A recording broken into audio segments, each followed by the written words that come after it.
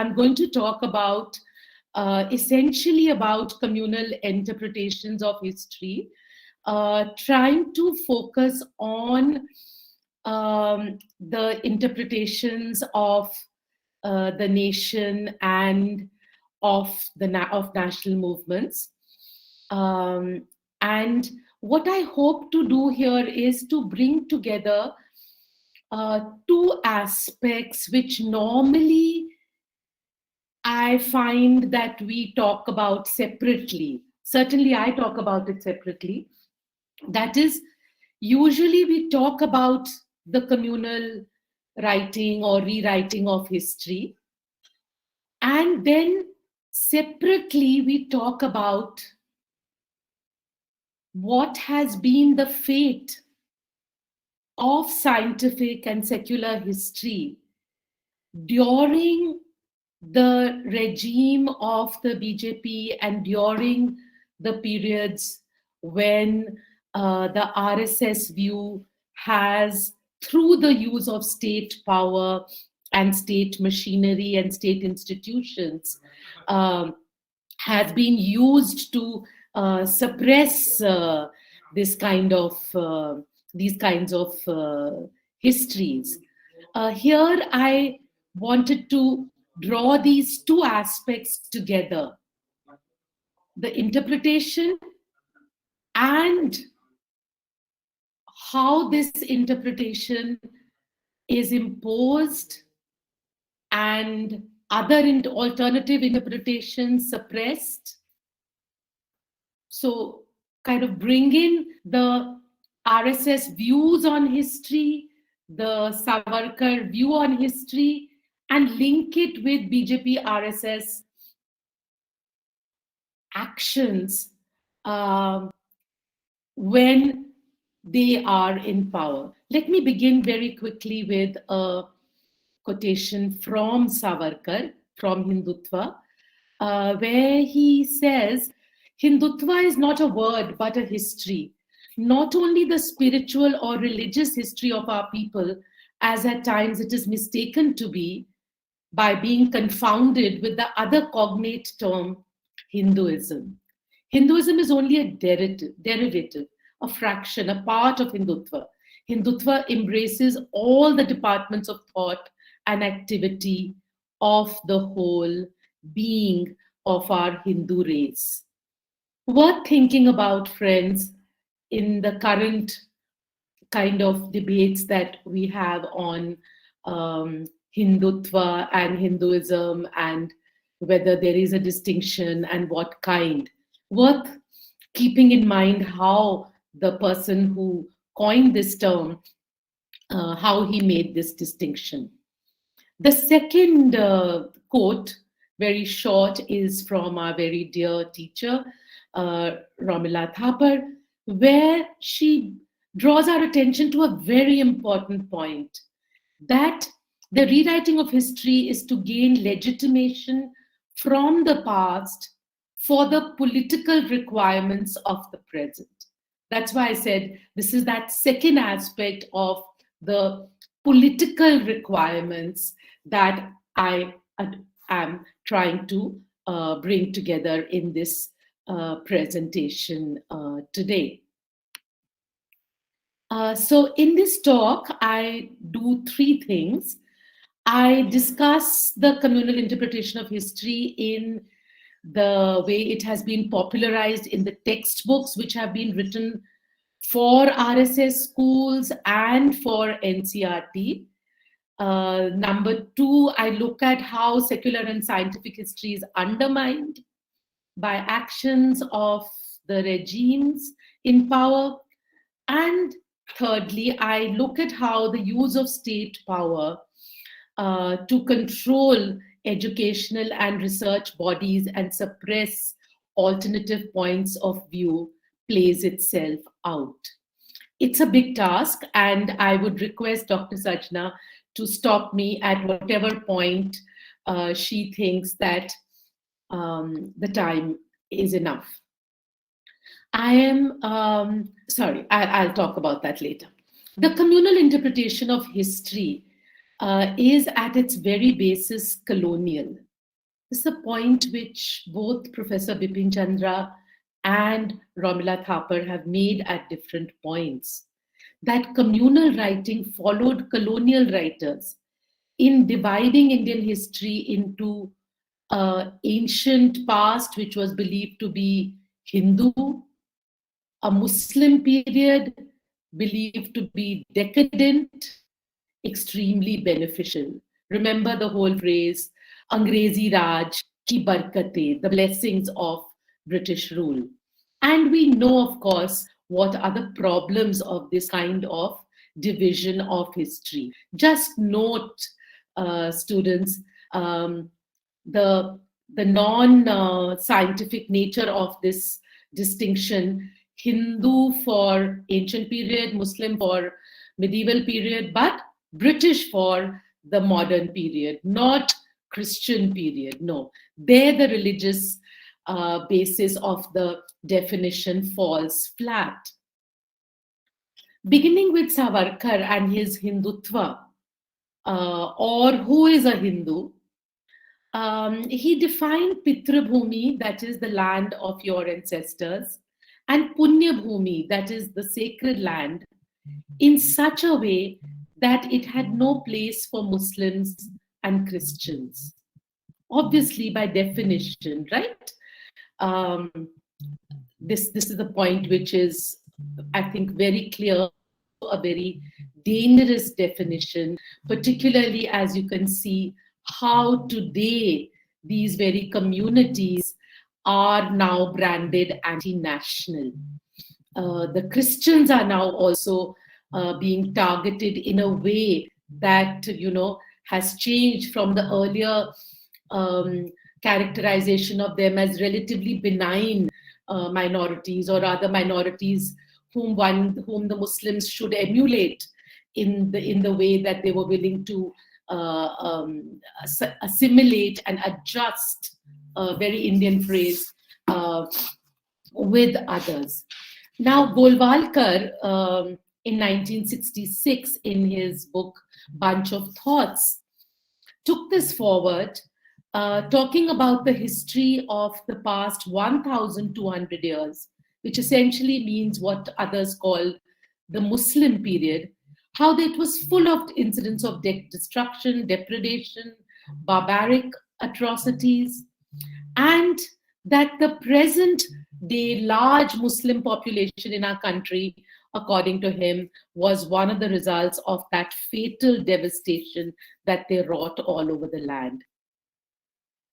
Golwalkar asked a question: what has our good behavior towards the Muslim faith and the Muslim people brought us? Nothing but desecration of our holy places and enslavement of our people. Sounds so familiar today in the context of post-Babri Masjid and post Ayodhya and Bhumi Pujan and everything, the way this has been done.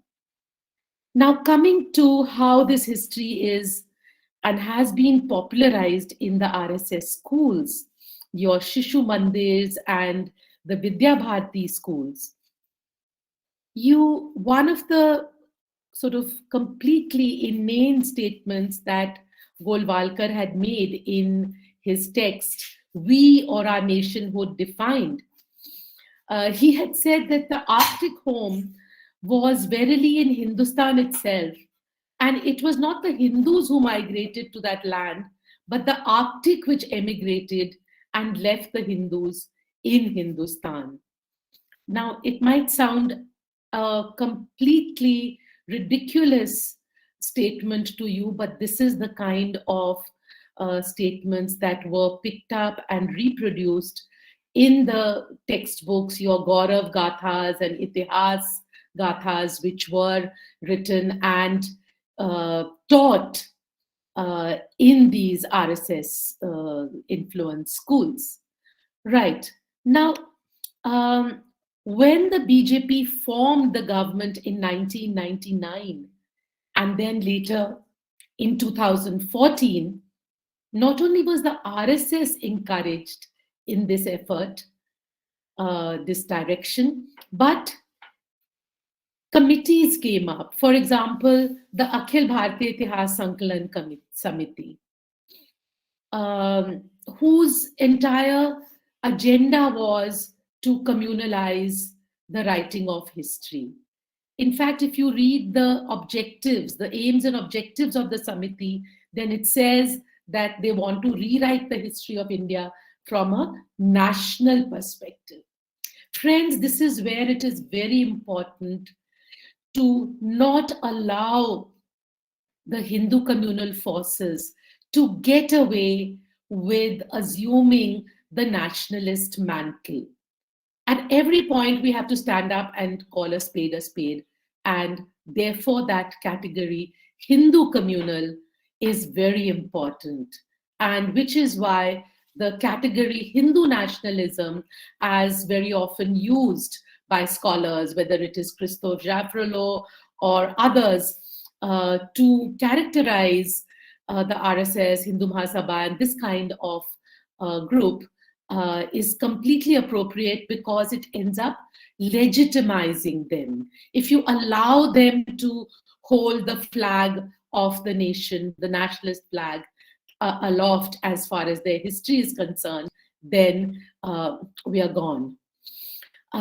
This Samiti claimed that places like the Vatican, Westminster Abbey, and similarly iconic structures around the world, including the Taj Mahal, were actually temples of Shiva, and that Christianity and Islam were derivatives of Hinduism. Again, see the connect with the political discourse. The Taj Mahal, as you know, was dropped from the site of the website of the tourism department of Uttar Pradesh, till there was a furor about it. Right. Now, moving to the next point, many years ago, almost 2.5, almost 3 decades ago, a national steering committee on textbook evaluation was set up, which was made up of professors Bipin Chandra, Ravinder Kumar, and Arjun Dev, among others. And they examined the textbooks used in the schools run by the RSS, which were published by the Saraswati Shishu Mandir Prakashan and the Vidya Bharati publications.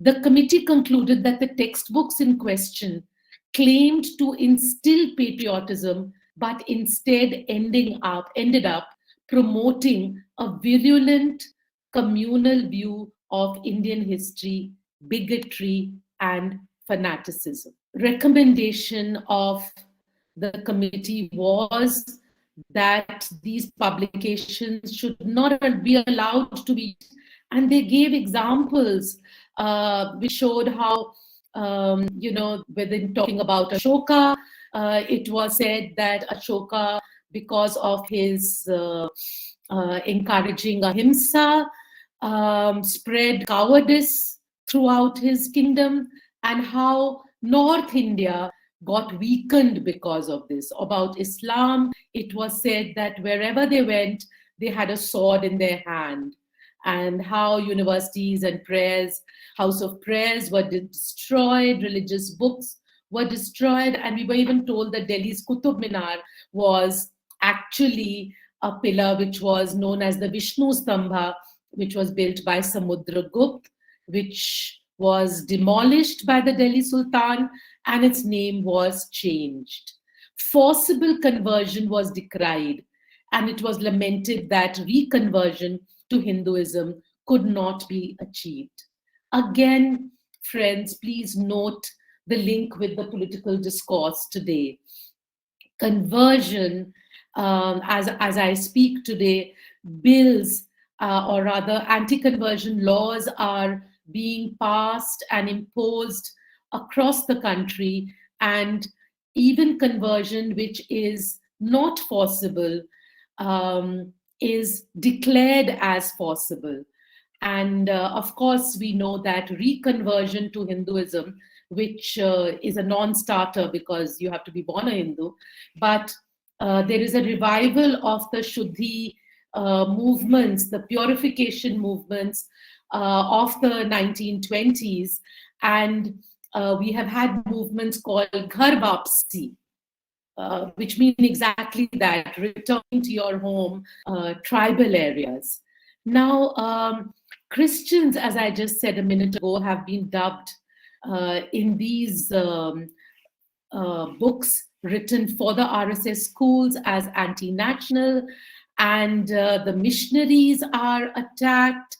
Their work in the Northeast is believed to be to spread anti-national sentiments there.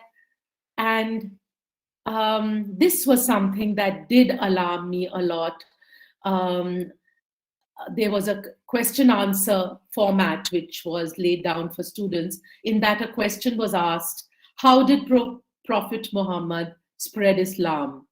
And the recommended answer was rivers of blood. Just stop a minute to think about what kind of poison is being put in the minds of young, innocent people. Rivers of blood.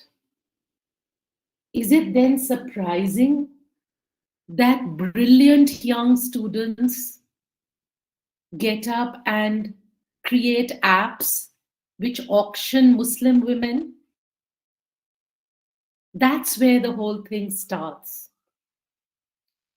About the RSS, these books talk about how the RSS arose to defend Bharatiya Sanskriti, Indian culture. And very rightly, they said in this report that these books are transforming young children into bigoted morons in the garb of instilling patriotism in them. This was a report written almost 30 years ago.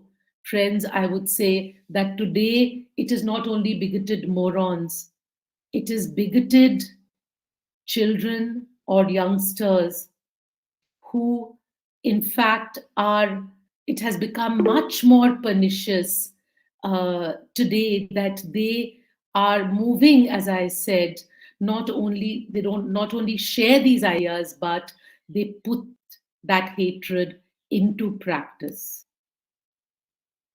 In Gujarat, surveys which have been done by scholars of the social studies textbooks for class 10, for example, mention how Hitler, Germans, the whole idea of pure Aryans born to rule the world, and even approval of Hitler's policy of opposition towards the Jewish people and the advocating of the supremacy of the German race.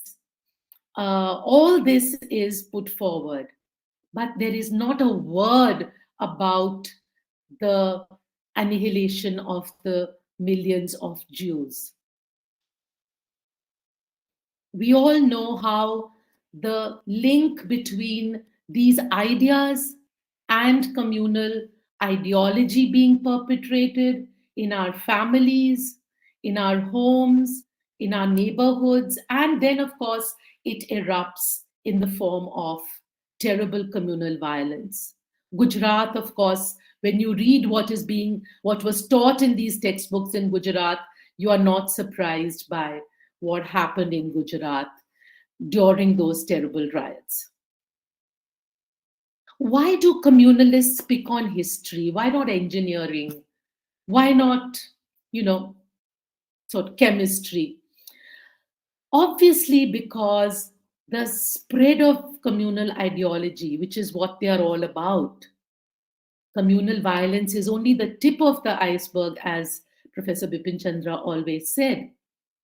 It's because communal ideology can be spread effectively on the basis of a distorted and fabricated presentation of history, the mythical facts that Professor Ajay Kumar talked about. If Muslims are barbaric and immoral, if you want that that should be the perception of them, if you want children and society to believe what Hedgewar said, that they are like hissing Yavana snakes, then you cannot just make these claims.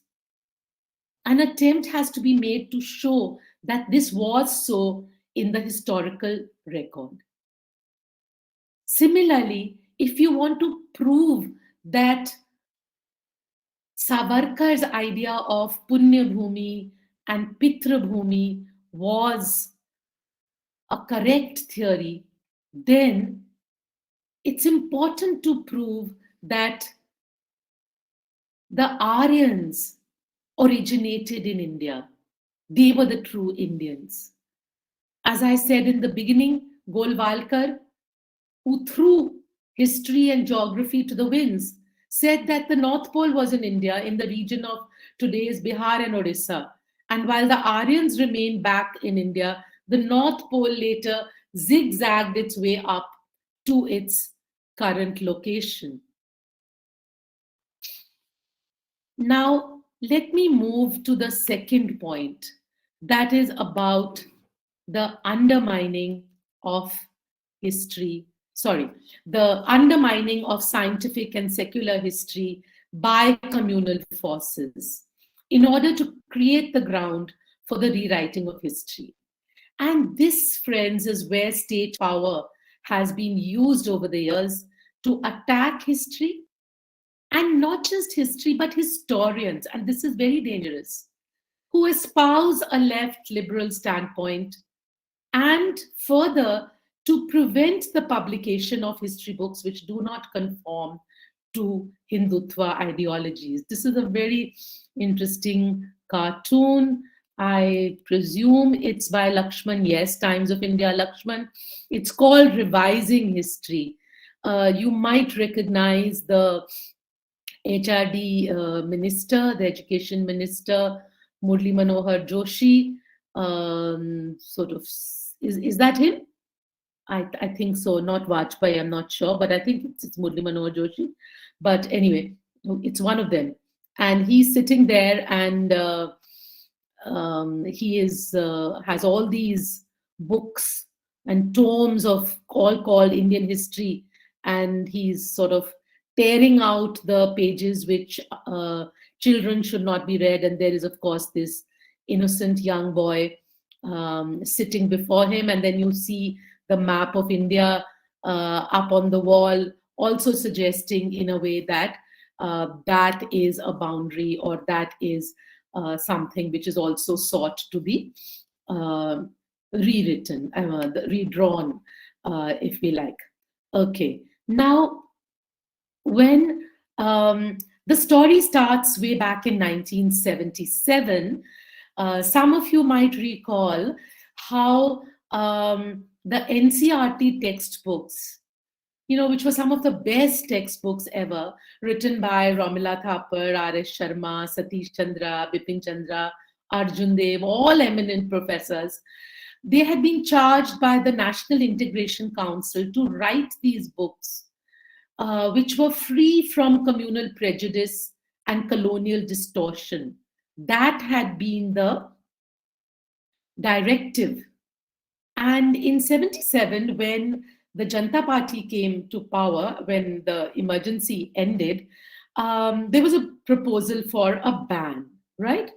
And a second time that a ban was attempted was when the BJP came to power at the center in the late 1990s. And as I said, Murli Manohar Joshi, a trusted RSS man, made the Minister for Education so that the government agenda in the key area of education could be implemented on a priority basis.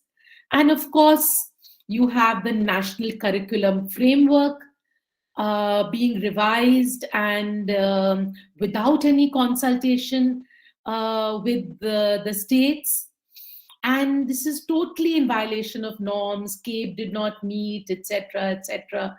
And on the bidding of the RSS and RSS related organizations, certain passages were deleted from the NCERT history books. And in this, Dinanath Batra, the General Secretary of Vidya Bharati and head of the Shiksha and Culture, and the Shiksha Bachao Andolan Samiti, Committee for the Save Education Movement, they came out with a pamphlet called The Enemies of Indianization.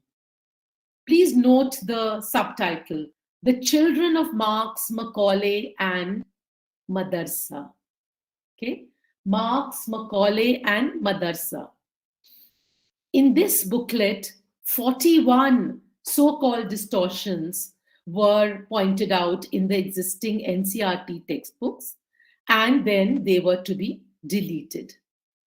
An unusual argument given by the RSS was, for these deletions, was that the sentiments of particularly of the minorities had not been respected. The director of the NCERT said, in fact, quite shockingly, that he would consult religious experts before including references to any religion in the textbooks to avoid hurting the sentiments of the community concerned, and this was reiterated by the Minister for Education. Very clearly, there was no concern for the sentiments of the minorities, because at the same time that this was said, Dinanath Batra, the man behind it all, justified the deletion, saying, Jesus Christ was an illegitimate child of Mary. But in Europe, they don't teach that. Instead, they call her Mother Mary and say she's a virgin. Now, something more provocative than that was difficult a statement to find. A wide section of Indian intelligentsia, parents, etc., protested, and giving a veto in this way to religious leaders effectively meant that there was no research could be done in a systematic way. And Hindu communal forces were quick to brand those who did not agree with their interpretations as anti-national. Do remember then that this is not a phrase we're hearing only these days since 2014. The RSS Sarvasanchalak K.S. Sudarshan called them, that is, these historians, anti-Hindu Euro-Indians who hated Vedic maths and did not believe that in ancient India we can do remind yourself of the political discourse. The Prime Minister of the country addressing delegates to the Science Congress, talking about transplantation, talking about plastic surgery, etc. in the ancient period. What else do you want me to give as examples?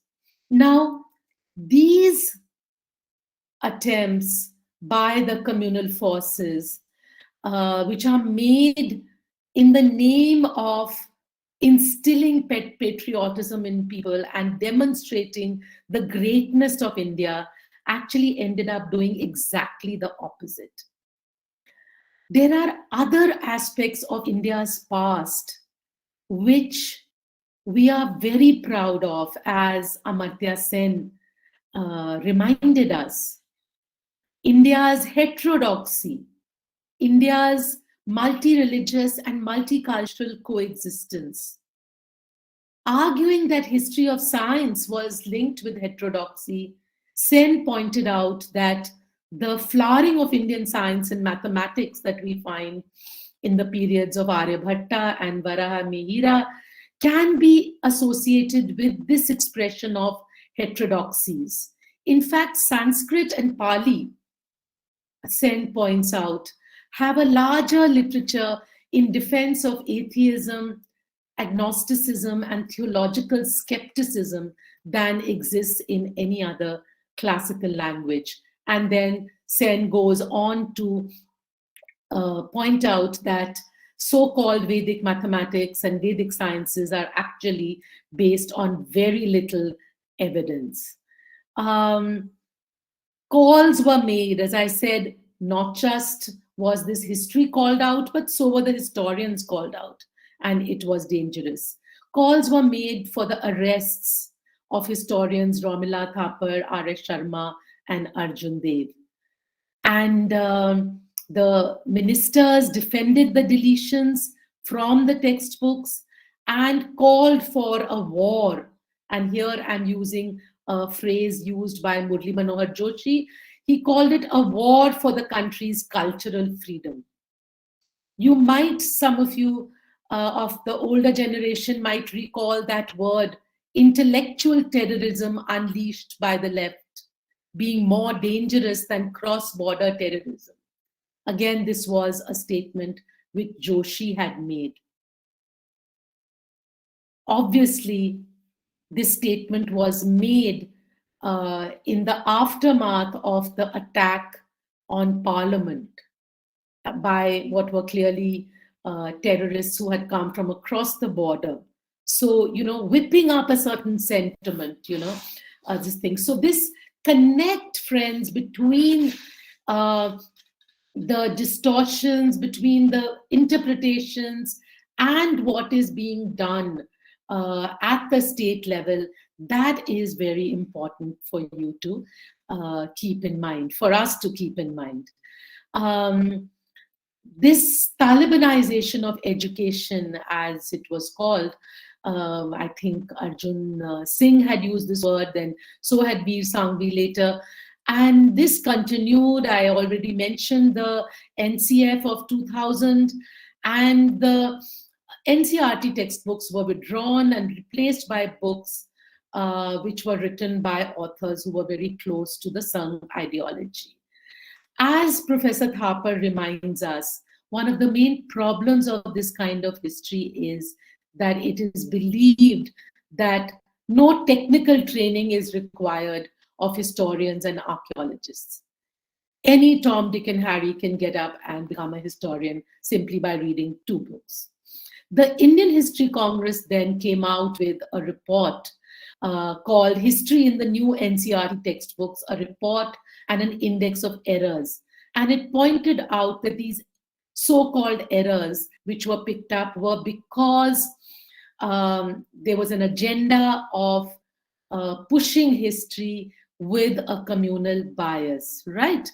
And they showed the new, what was wrong with the new NCERT textbooks. A lot of it was the original, the things which we have talked about earlier about India being the home of the Aryans, about the Vedic civilization, and then the Indus civilization getting distorted and being declared the Indus-Saraswati civilization. The declaration that the Hindu religion was superior to all others, that the Upanishads were the most profound works on philosophy, and coming to the modern period, to the national movement, in these books, it was written that Hindus were the only true patriots, that while the Hindus were fighting the British, the Muslims were dreaming of a separate nation, right? Now, again, the distortion comes in these books with the Hindu Mahasabha leaders being depicted as great patriots, and they are put in the tradition of Ram Mohan Roy and others. Ram Mohan Roy and others are given short shrift. So Jyotiba Phule doesn't figure, Keshav Chandra Sen doesn't figure, but Hindu Mahasabha leaders do figure as being very important social reformers. And of course, the communists, the left parties, the left wing, Jawaharlal Nehru, none of them figure in these books. The Indian History Congress report concluded that no degree of modification could make these textbooks passable, and the only option was withdrawal, which of course could happen only when a new regime or a non-BJP regime came into power. Now, coming to a third point about control of teaching and research in history by RSS organizations, members of the RSS are appointed to head premier research and academic bodies, and the entire sphere of education gets controlled by RSS-minded organizations. Just go back a few years to the Indian Council of Historical Research and its reconstitution in 2015, where most members were part of what can be called the RSS ideological family. Look at the agendas which were adopted at that time. One of them was to show the historicity of the epics. The second was to prove the existence of the Ram temple at Ayodhya, at the site of the Babri Masjid. Conveniently, that masjid had been destroyed by members of the similar organizations in 1992, and now the task of justifying this by so-called historical research could easily be done. So the connect between the two is very important. If you look at the foundation day of the ICHR, the Indian Council for Historical Research, in 2015 itself, the chief guest was David Frawley. David Frawley, who goes by the Indian name of Vamdev Shastri, an American Hindu spiritual teacher and a strong proponent of yoga, Vedic astrology, and Ayurveda. Now, he was the person who was to give the main address, the Foundation Day lecture on textual evidence in the Vedas. As Professor Romila Thapar reminds us, engineers, computer experts, journalists turned politicians, foreign journalists posing as scholars of Indology and what have you, assume infallibility and pronounce on archaeology and history. I now take up a couple of incidents of censorship whose intention is to discredit liberal and progressive historiography in order to prepare the ground for the Hindu communal project of rewriting of history. The first episode concerns the Hindus, an alternative history, a much celebrated book by Wendy Doniger. Dinanath Batra, head of the various RSS education outfits, demanded that it be banned. And shockingly, the publisher, Penguin Books, a multinational giant, chose to pulp the book rather than take on Batra. Some people protested, some withdrew their books from Penguin, but, well, very much happened. The second was a two-pronged attack, both in Parliament and in the media, on India's struggle for independence. This book had been published in 1988. This was the book which emerged from the project which Professor Ajay Kumar, the Pro-Vice Chancellor, spoke about, what was gleaned from the very deep insights of the grassroots activists in the freedom struggle, in the peasant struggle, in the workers' struggle. So Bipin Chandra and others, his colleagues and others, had come up with this book, which became very popular. Now, this book was picked up. Bipin Chandra was charged with denigrating Bhagat Singh by describing him as a terrorist. In fact, this was totally erroneous, because the term revolutionary terrorism was used by Bipin Chandra only after clarifying in print in the book that this is a term that we use without any pejorative meaning and for want of a different term. In fact, later on, as Bipin Chandra continued to write about Bhagat Singh, in fact, when he passed away, he was writing a biography of Bhagat Singh. he had dropped this term as the word terrorism had acquired a very negative meaning in the whole, post um, attack on the world towers, kind of the Islamophobia which had been generated. So when Bipin Chandra published Bhagat Singh's Why I'm an Atheist in 2006, he does not use the word terrorism, and he calls him a revolutionary socialist. And he says that, also points out that reactionaries, obscurantists, and communalists have been trying to appropriate Bhagat Singh and his comrades and use them for their own politics and ideologies. And, this is something we have to be very aware of. Professor Bipin Chandra was no more at that time, so the rest of the authors removed the term revolutionary terrorists. Yet a case was filed at a court in Kanpur, charging them with criminal defamation, criminal intimidation, intentional insult with intent to provoke breach of peace, and criminal conspiracy. Also, the Hindi edition of the book, which did perhaps even better than the English edition, which is a bestseller, has been withdrawn since then by the implementation board, Hindi implementation board of the Delhi University. So very conveniently, that has been done. A third example is the Towards Freedom volumes. It was an ICHR project, but when 2 volumes came out in 1999, this was when 2 volumes were to be published in 1999, the volumes edited by Professor K.N. Panikkar Sarkar on 1940 and 1946 respectively, they were called back even though they were in the press. Do notice again, this is during NDA time, National Democratic Alliance regime, 1999 to 2004, the so-called Vajpayee moderate period.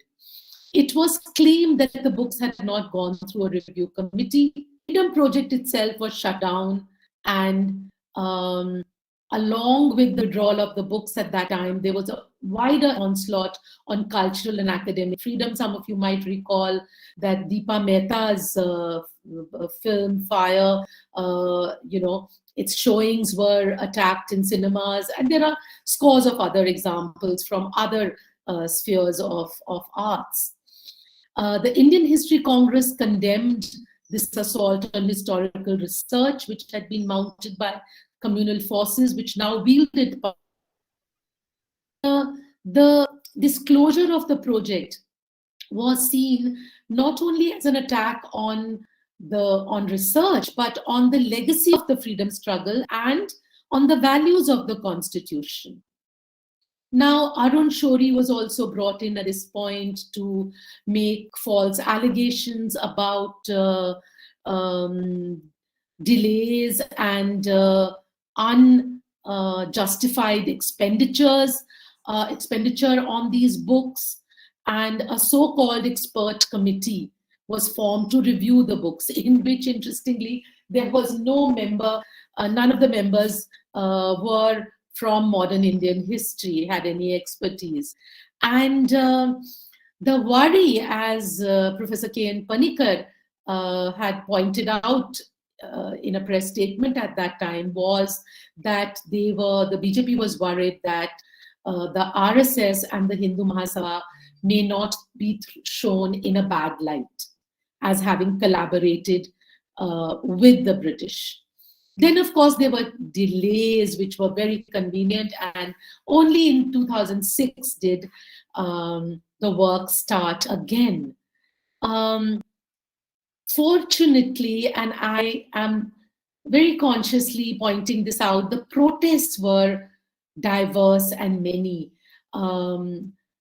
Trivandrum, where the seminar is taking place, was one place where meetings were held. March 2000, I found these reports in the newspapers.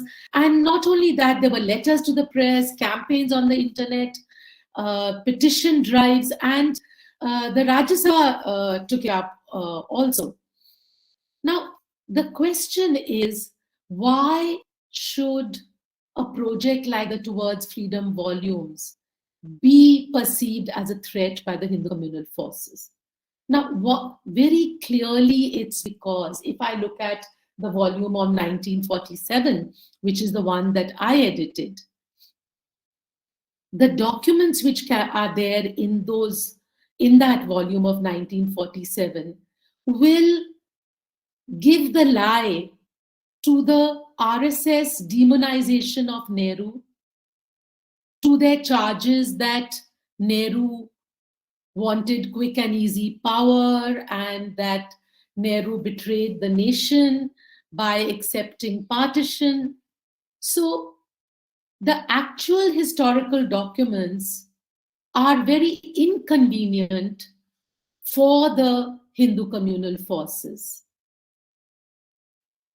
Secondly, those who were on the other side of the barricades when the struggle against imperialism was enjoined do not want to be reminded of that sorry past. We are always told that the communists had a slogan in 1947, "Ye Azadi Jhuti Hai," and they are always criticized for that.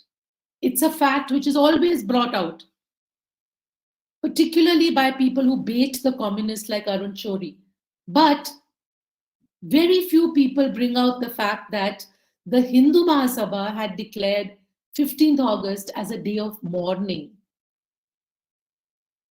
Very few of us know, but I have put this document in the 1947 volume that the Mahasabha leader, Shyama Prasad Mukherjee, used to fly the Bhagwa Jhanda, the flag of the organization, the saffron flag, on his official residence as Industries Minister, despite Jawaharlal Nehru, the Prime Minister, objecting to this.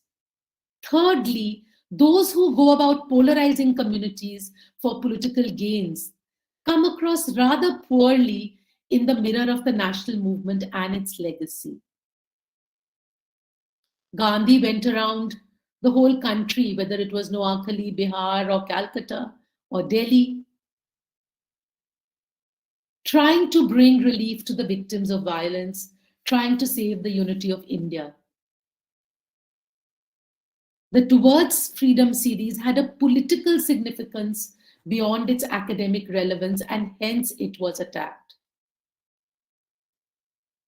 There is a contest which is there over the nature of the freedom struggle, the vision of the nation, and characterization of Indian history. And Towards Freedom volumes very clearly constitute a threat to these communal reimaginings. Why does it constitute a threat? Because it is not merely an alternative interpretation. These are documents which are there for all to read, facts for all to, before you, for all to see. Not mythical facts, as Professor Ajay Kumar said. Coming to Hindutva history and pseudo-nationalism, as you know, the BJP and RSS are very quick to claim nationalist credentials, despite their forgettable record during the freedom struggle. The Hindu communalists were notably missing in the Indian national movement, and hence they try to whitewash their role, and sometimes they try to write themselves into the history of the national movement. It's very important to recognize that the Hindu communal effort is to paint themselves as nationalist, to appear as nationalist, when their actual role was the opposite. And we know that the Hindu communalists were only advocating fighting against the Muslims. They were not in the struggle against British colonialism. So the actual Indian national movement, which was a struggle, a secular struggle against colonialism, if you like, is in the lexicon of the Hindu communalists dubbed as cultural nationalism. The foremost leader of the Indian national movement, Mahatma Gandhi, is vilified by the Hindu communalists as no other. He is described as a Dushtatma. Godse is now increasingly portrayed as a national hero to whom a temple is even dedicated. And Gandhi is portrayed in contrast as a Deshdrohi who let the motherland be divided. More recently, in Haridwar, Gandhi was abused roundly. In the NCERT textbook sponsored by the RSS, which I talked about earlier, the role of the Mahatma was underplayed and the role of the Hindu communal groups in his assassination glossed over. A book by Hari Om titled Contemporary India, prescribed for class 10, very quietly sidestepped Gandhi's assassination. When this was pointed out, and there was almost a furor about this, the sentence was modified thus. Gandhi's efforts to bring about peace and harmony came to a tragic end due to his assassination by Nathuram Godse on January 30th, 1948 in Delhi. No mention was obviously made of who Godse was, of his links with the RSS and the Mahasabha, and particularly with the leader, its leader, Savarkar. This was done despite Sardar Patel, and Sardar Patel is one of the favorites of the present regime. Sardar Patel, who was Home Minister at that time, had said very clearly in a letter to Nehru that it was a fanatical wing of the Hindu Mahasabha directly under Savarkar that hatched the conspiracy and saw it through. Also, while Savarkar was let off at the Gandhi murder trial for lack of corroborative evidence, he was severely indicted by the Kapoor Commission set up in 1965. Today, the communal regime in power pursues a strategy of selectively appropriating nationalist icons.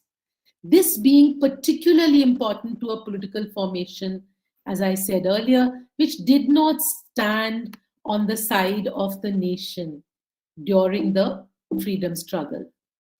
Sometimes lip service is paid to Gandhi, as you know. The Congress leader Vallabhbhai Patel is set up by the RSS as a counterpoise to the much maligned Nehru.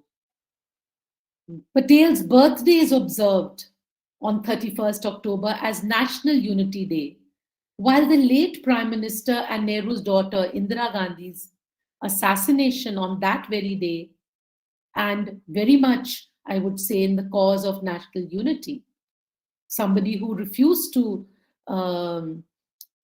accept, that. So I won't go into that. Indira Gandhi's assassination on the same day is ignored. Gandhi has been reduced to a mascot for the present government.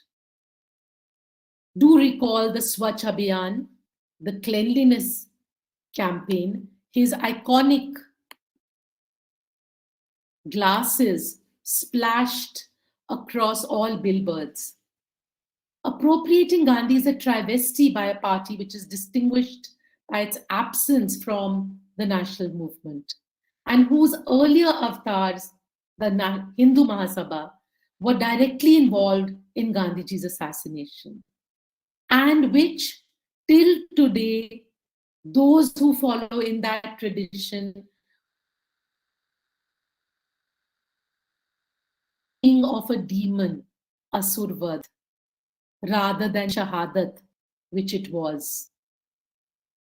I was shocked when I read Godse's statement in the court, where he said that He did not want his, when he would be hanged, he did not want his ashes to be scattered in the rivers of India. They should be kept till there is Akhand Hindustan, till the Sindhu River is part of India, and only then it should be immersed in the Sindhu River. He did not want his ashes to be immersed in the rivers of India, he said, because they were polluted by Gandhi's ashes. I mean, the hate which comes across in this is, to me, any as worse or as bad as the pulling of the trigger.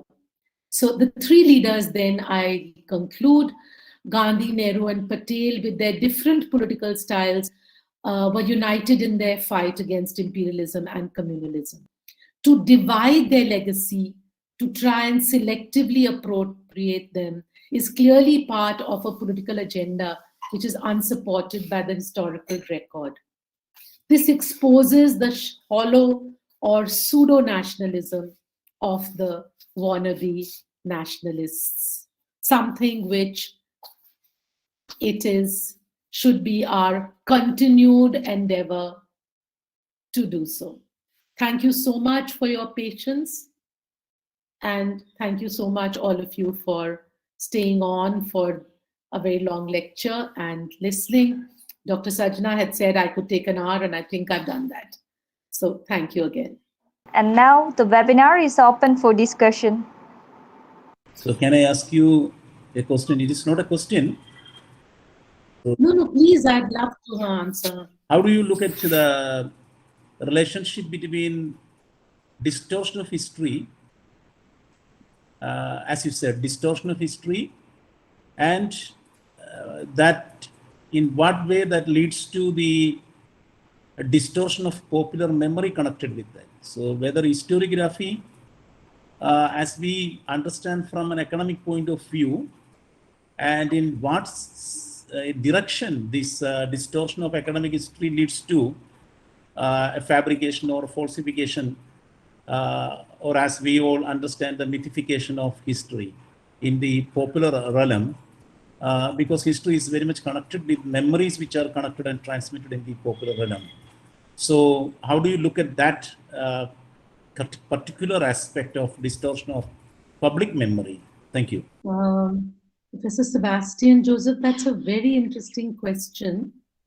You see, that is why the popularization of history through the schools and through so many channels.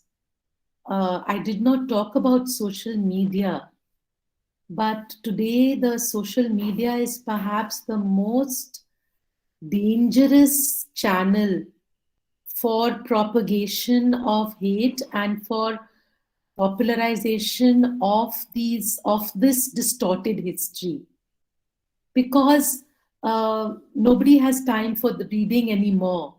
So YouTube channels you will find, again, where little small podcasts on some contentious subjects, for example, are Twitter, Facebook. These have become like, it's almost as if there is history writing is now, okay, it's there, or rewriting, but then it is made into small, almost capsules, which can be imbibed easily by young and not so young people.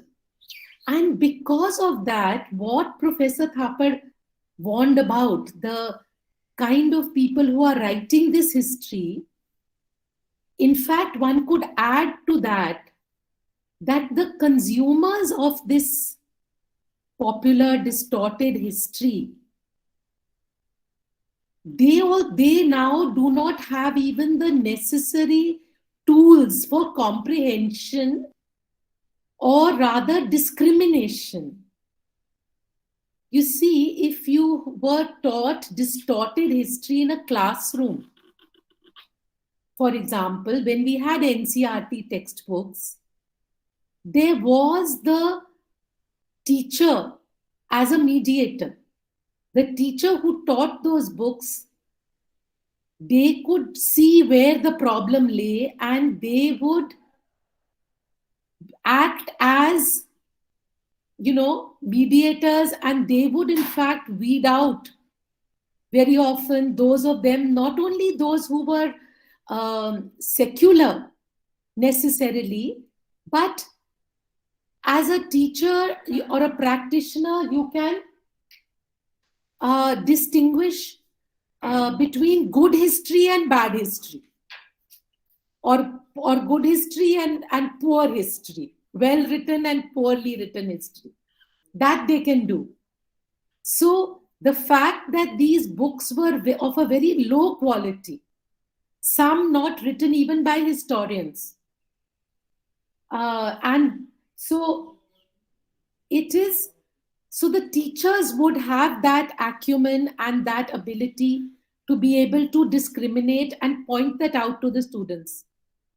In fact, in those years, we used to get many demands, many requests from different parts of the country that, do you have a copy of the old textbooks? That we will please send them to us and we will, make a copy and return it. So the teachers were, many of them in many parts of the country, were actually teaching that, the older books.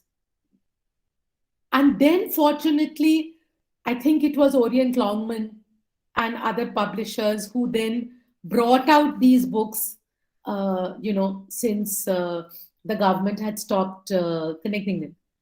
The point about popular memory is that, you see, memory can be pernicious if the whole agenda behind it is to keep those memories, the memories of trauma or of conflict, alive. Sometimes there are parties or groups which want to keep that memory alive, right? Now, let me give an example from the Jews and the Holocaust, because one of the most successful archives in the world of documenting memories has been for the Holocaust, funded by Steven Spiegler and very, very rich American Jews. And the ordinary Jews have come forward, and in thousands, in the millions, have come forward to record their testimonies. What is the agenda behind this? The agenda is not to perpetuate the negative memories. The agenda is to help them. One is to record the testimony and to help them to come out of that trauma, and with the help of trained professionals, psychiatrists, therapists who are there, to recover, as it were, their pre-trauma selves. It's a very complex process which is done. Now here I would say that this kind of recording of memory, if it is accompanied by an understanding that we want to bring these victims, people who thought of themselves as victims, they should come out of their victimhood and assume agency. They should look upon themselves now as survivors, not victims. Now, such memory recording, and I would say then when it links up with in Europe with post-World War II, there was a sentiment even in Germany that we will never let this happen again, this Nazi era and what happened. And even today, school children are taken at a fairly young age to the concentration camps. I myself met some groups of school children coming from Germany on the border of France and Germany near Strasbourg to a concentration camp. And why did they bring them? I talked to their teacher, and she said they must learn young what happened and how it must not happen again.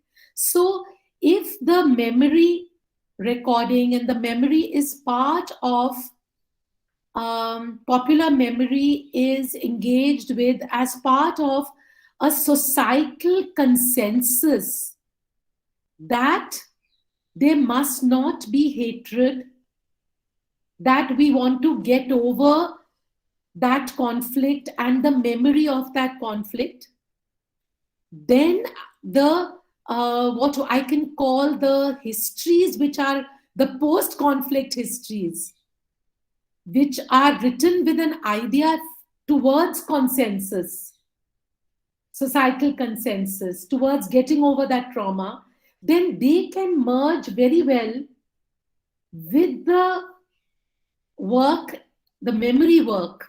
It can work very well with that to create histories which are shared histories, where we will remember not only the person who killed a Muslim who killed a Hindu, but we will, in those histories, there will also be the neighbor who helped you to escape, the person who gave shelter to your daughter. Yeah. So those histories will also be part of that. But in this kind of history, the communal rewriting of our history, unfortunately, the idea is to use that history to perpetuate that conflicting memory that is there, that memory which is of bitterness. So in the colony I grew up in Lajpat Nagar in Delhi, the Jansangh was popular there, the political party which came after Hindu Mahasabha was dissolved.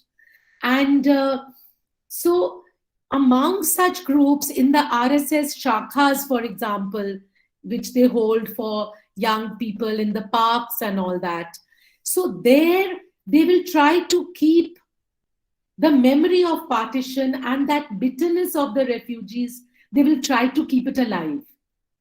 Whereas our parents who suffered, who came there, lost everything, they did not want our lives to be affected by that bitterness and wanted us to move forward.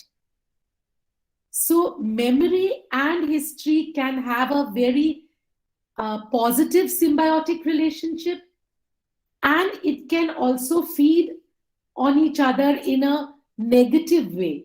And it is for us to see, as the practitioners, to see how this is done. Thank you so much for that very interesting question. Oh, ma'am, that's a very wonderful response, especially from your personal experiential standpoint also. Thank you very much, ma'am. And I also add to this, the dangers which are connected with the media. That means, especially in the post-literate society, that we are living in a post-literate society, the visuals and the media will be having a great impact because, capitalism, liberal capitalism has assumed a new turn. So now we are confronting platform capitalism. Then I think in future the academicians as a fraternity, as a folk will have to confront the platform histories also. So different platforms will be coming, that also will definitely lead to the social falsification of the memory in that can. Thank you very much, ma'am. Thank you for the wonderful response. Professor, I wanted to just, in fact, point out here, Professor Joseph, that you have been one of those, I have listened to you in the last 2 years, you have been giving so many public talks and from different platforms. You have been doing exactly this. That is moving out from that classroom and that academic history, taking it out there, to where the people are.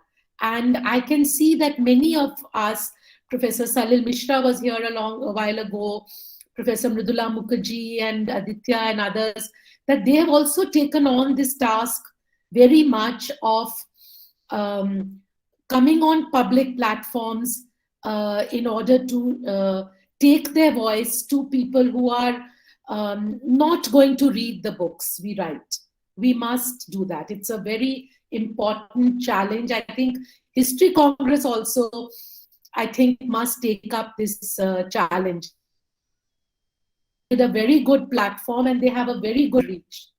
And, in fact, I recall that I was at Trivandrum in 2017, I think it was 16 or 17, at the History Congress, where I had given the address here. So it's good to be back there, though online. Thank you, ma'am. Thank you so much. Thank you. Question: whenever the right-wing force came to power in Central India, they had an agenda. They create an agenda of forcing Hindu nationalism upon the country over Indian nationalism. So the last the recent reform was in the form of the introduction of the new education policy. I think the new national education policy was the typical example of certain Western idea or Western notion on the cultural homogenization, especially put forward by the profound thinker Ernest Gellner. As being a historian, how you analyze the agenda of Western idea on the base of Western idea of nationalism on the base of Indian subcontinent? If you are saying that the NEP is behind it is Gellner's idea of cultural homogenization, I would like to disagree. I would like to disagree. I think Gellner did not agenda of cultural homogenization. Gellner was a sociologist who was analyzing society. In fact, he was analyzing the way modernization took place in Western society many centuries before he wrote. That is, with the transition from an agrarian to an industrial society, what are the kinds of changes which take place? And his idea of culture was, most of all, literacy, the education system in a very different way, meaning the school system, the type of school system. And what he was doing was to point out how, which Benedict Anderson also did in a different way in his book, Imagined Communities, the role of print in popularizing ideas and in taking ideas of the elite to the people. And how technology, and Anderson showed us how print capitalism was predicated on technology, print technology, and many other organizations which came up, Language Association, others. Gellner emphasized on the school system, the nursery, the fact that you learned the same mathematics. So his was not an agenda for cultural homogenization. His was merely a very important and incisive analysis of what is modernization, what is nationalism, and in fact, he's separating nationalism from, or rather, I would say, rooting nationalism in the structure of society rather than rooting it merely in political ideas. For him, it is this then which creates the nation. Nationalism creates the nation and not the other way around. His was a very powerful voice against what we call the idealistic notion of history, where we talk in terms of ideas alone. His was, in a sense, a kind of materialistic conception. And the present day, the NEP has a lot of problems, and behind them, their idea of cultural nationalism, of cultural homogenization. For that, we need to go back to other scholars from the German tradition. You certainly have one person who comes to my mind is Fichte, Fichte, a scholar from the 19th century, who talked in terms of the Teutonic race and the Germans and how they must once more return to their greatness, which they had in the past when they had fought the Germanic tribes, when they had fought the Romans, when the Germanic tribes had fought the Romans. So he is giving a call back to them. And then his idea is being picked up by Herder, Nietzsche, and Hitler also then picks up some of these ideas from these cultural nationalist thinkers, German thinkers of the 19th century. So I would say the intellectual lineage of these ideas today may be better traced back by you, Biju, to this tradition rather than to Gellner. Professor Salil Mishra is here. I would request him, I'm taking the liberty, that can he comment on this point about Gellner, because he's a recognized authority on Gellner, and what I know about Gellner, I know from Salil Mishra. No, absolutely, Suchetha. I think what you said and the way you placed Gellner, I don't think I can add anything. It's just wonderful the way you placed Gellner, and you created alternative routes for the kind of things that are happening in Fichte, Nietzsche, and Herder. I think that's absolutely that's. I don't think I want to add anything. Okay, thank you. But I did wish to establish that where my understanding comes from. Thank you. Recognize that. Yeah. My question is, considering a subject like history, can you please explain the nature of historical truths, which are often presented as absolute by the politicians who predominantly take the role of communicator of history to laymen? So, Amrita, you are asking about the role of historical truths, or just say that again, the first part? Nature of Mahajan. historical truth. The nature of historical truths. You know,